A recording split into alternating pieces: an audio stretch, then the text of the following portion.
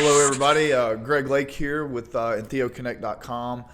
Just wanted to do a quick video on, I'm sure a lot of people in the space have heard, there's been quite a few articles about it, but the DEA backed away, I believe late last week, on moving forward with potentially scheduling 4 separate tryptamines, right? So these aren't named on Schedule 1. They were likely, would be related to Schedule 1 on the Analog Act, but they moved quite some time ago to specifically schedule these 4 substances in response. So every time the DEA goes to have a hearing to place something on the schedule, they have to open it up for public comment and potentially have a hearing on the issue. So when they published that they intended to move forward with the scheduling process, over 600 people online made public comment regarding, their opposition to the scheduling. In particular, one company, Panacea Life Sciences, who was represented by a friend of mine, Matt Zorn, is a lawyer out of Texas and a DEA administrative law expert, filed an official challenge and requested a hearing on the scheduling of the 4 tryptamines. Subsequent to the filing, there were some procedural objections and standing objections made by the DEA, to which Panacea and Matt Zorn filed a pretty vicious response.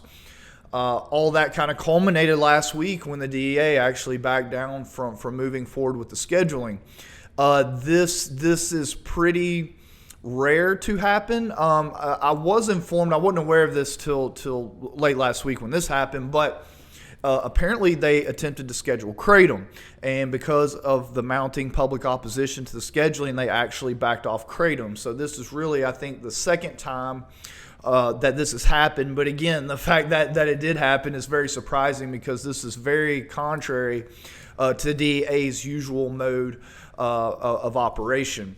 As I understand it, there have been several other times when administrative law judges have actually recommended to the DEA after hearings that they not schedule substances or remove substances from the schedule, to which they ignored. So this seems to be kind of a transition. So let me talk about this in terms of what I see going on in the psychedelic entheogen / law space generally.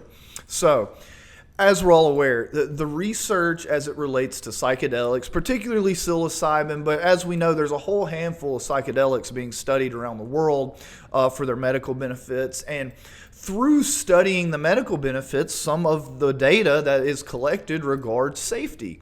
And what's being shown is that these substances are relatively safe, especially when done in a proper set and setting.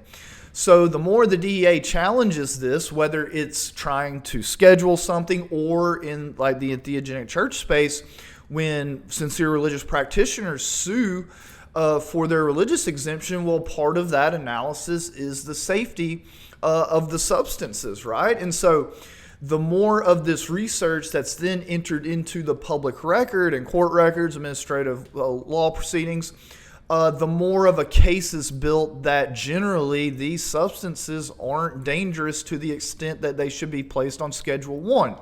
So I think and again, this is just my opinion, that the DEA is seeing all this and saying, look, we need to be very careful how we tread from here, because if we build the public record up enough that these substances are safe, well, that would probably call into question the rest of the tryptamines and psychedelics that are placed on Schedule 1. So I think there's a little tiptoe here. And as I've noticed, especially in the entheogenic church cases, is that they try to use as much procedural law and try to get as many things kicked out on procedural grounds as possible. For instance, in the Arizona Yahe case, I did a video and discussed a week or so ago that the DEA actually reached out and is potentially interested in settling the Arizona Yahe's claims, which is a break from usual course. I mean, in both the UDV and Santo Daime case, they took it all the way. Well, in the UDV, took it all the way to Supreme Court. In the Santo Daime case, took it all the way through a trial. There was a small appeal at the Ninth Circuit, but never materialized in anything favorable necessarily to the DEA. So what we've seen again is that they have fought viciously up until this point for anyone who's trying to seek exemption on the Controlled Substances Act for either religious or research use of psychedelics and entheogens. So again, I think a lot of this has to do with the state of the research, that basically the writing is on the wall. As it relates to the currently scheduled psychedelics and entheogens, I mean, let's think about the research.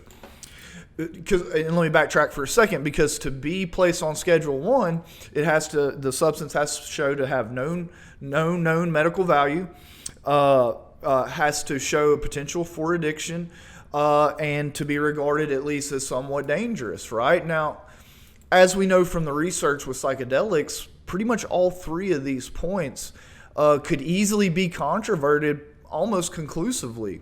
And what's so sad about this whole thing is that, and if anyone's ever has watched Michael Pollan's Netflix series or read his book, How to Change Your Mind, at the time that these substances were scheduled, there was fairly sufficient evidence in the scientific literature to controvert all those points for each of those substances. So now, but back then, the general public attitude wasn't how it is today because of so much positive psychedelic press, and rightfully so.